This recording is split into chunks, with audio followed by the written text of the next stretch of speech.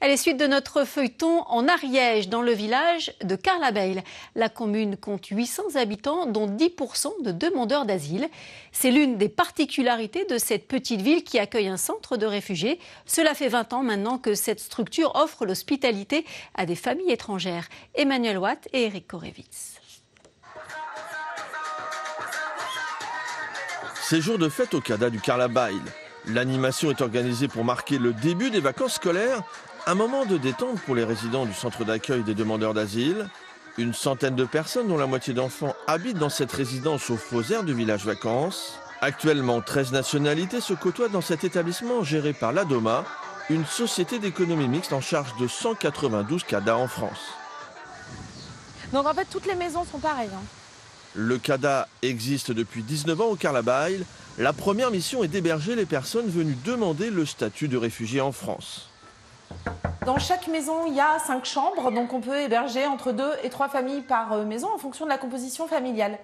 Chaque famille a 1 ou 2 chambres privatives et ensuite elles se partagent les espaces communs que sont la cuisine, les toilettes et la salle de bain. Donc c'est une vie collective au CADA du Carlabeil et surtout on essaye de ne pas faire de communautarisme, c'est-à-dire de ne pas mettre ensemble les personnes d'une même région ou d'une même langue, de manière à ce qu'elles acquièrent plus facilement, plus vite les codes de la société française et la langue française. Les familles sont originaires d'Afrique, d'Europe de l'Est ou du Moyen-Orient. Cette jeune fille, elle est née ici au CADA. Le centre est le théâtre d'heureux événements, mais aussi de périodes d'angoisse. Les résidents sont tous en attente d'une décision de l'OFPRA ou de la Cour nationale du droit d'asile dont dépend leur avenir en France. Tu prends du coup une attestation d'hébergement. Oui. Adnan Shahid est arrivé au CADA il y a 6 mois. La procédure de ce jeune Pakistanais qui a fui son pays pour des problèmes religieux vient d'aboutir. Passé par Calais, il se souvient de son arrivée au Carlabeil. J'étais pas content. Et j'ai pensé peut-être comment on va faire, c'est pas une ville. Mais maintenant, on est adapté à l'environnement et maintenant pas de problème. J'espère que tout ira bien après dans ma vie. Les demandeurs d'asile n'ont pas le droit de travailler. 2 fois par semaine, ils suivent des cours de français. Les salariés du CADA sont là pour les accompagner dans leurs procédures administratives.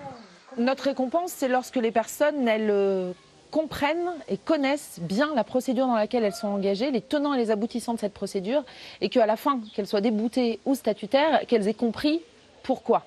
Ça, c'est une satisfaction quand les personnes arrivent à s'approprier cette procédure de demande d'asile qui est complexe. Les résidents séjournent en moyenne 1 an au CADA du Carlabeil. À l'image d'Adnan Shahid, un peu plus de la moitié des demandes d'asile reçoit une issue favorable. Demain, suite de notre feuilleton à Carlabeil, nous verrons que la petite commune est aussi un repère d'artistes.